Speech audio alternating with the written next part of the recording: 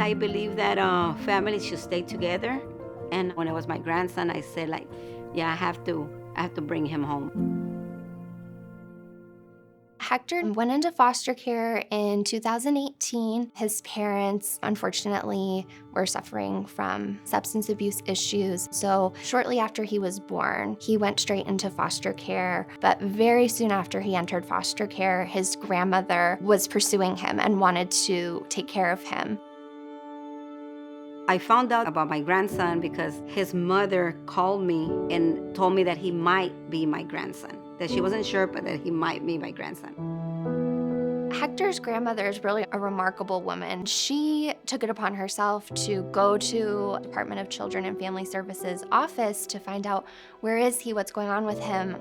If my grandson is in foster care, I want to take care of him. And she found out where the courthouse was, started coming to the courthouse. When I went to court, it felt like, nobody would listen to me. No, I was ignored. And I would ask, and then they would just say, well, I mean, you're just the grandmother. So nobody could really help me. When I met Morgan, she was the first person that actually paid attention to me and listened to me. She was pushed to the side, but in these cases, family is the most appropriate and suitable home if a child can't be with their parents. When I found out he was my grandson, I said, I have to bring him home. The first time that I met Grandma at the courthouse, immediately what she told me is she wanted to adopt him and she wanted to raise Hector. So I made sure that she had the resources that she needed to get approved to be a long-term home for him, and then also just started preparing for trial with her.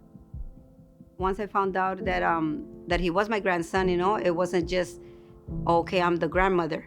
There was other things that I needed to do in order to get my grandson. She had to go through very intense background checks. And she also had to take classes to become an approved home placement. So then I started taking the parenting classes, the CPR classes. Grandma was determined. We were having late night phone calls leading up to the trial, preparing for possible testimony in the courtroom. The day when we had a court, they brought an attorney, and me and myself, I said like, oh, I don't know what's gonna happen because Morgan is so quiet, but she was like law and order, like going back and forth, and she wouldn't take no for an answer. The judge was weighing what was in Hector's best interests, his opportunity to be raised by family and have those connections his whole life long, not looking at just what's best for him as a 1-year-old, but what's best for him when he's 10, when he's 15, when he's 25. And he wants to know where he came from. And if he were to learn at 16 years old, I had family that was fighting for me and nobody pushed for me to be there. That's really where CLC comes in, and we're looking at this child and what's best for them long term. I don't know a lot about the court vocabulary, so I just had to wait there just to see what they were talking about.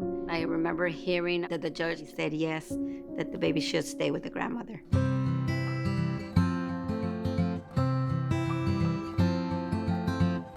That was really emotional, and I'm so grateful for Morgan because she made that happen. Hector's been with Grandma for 2 years, and he's just been doing so wonderfully. Grandma's such a sweet person, and she's just ecstatic to have him. Anywhere I go, he'll be right behind me, So I could already see that he was already the bonding, he just wanted to be wherever I go. He likes to hug all the time. He says, give me a hug, or I'll give him a hug. He says, I love you. Most of the time he says, Grandma, I love you, or Mom. He calls me Mom because he hears everybody else say Mom. So he says, Mom, I love you. He's a lot of joy in my family, not just for me, for everybody.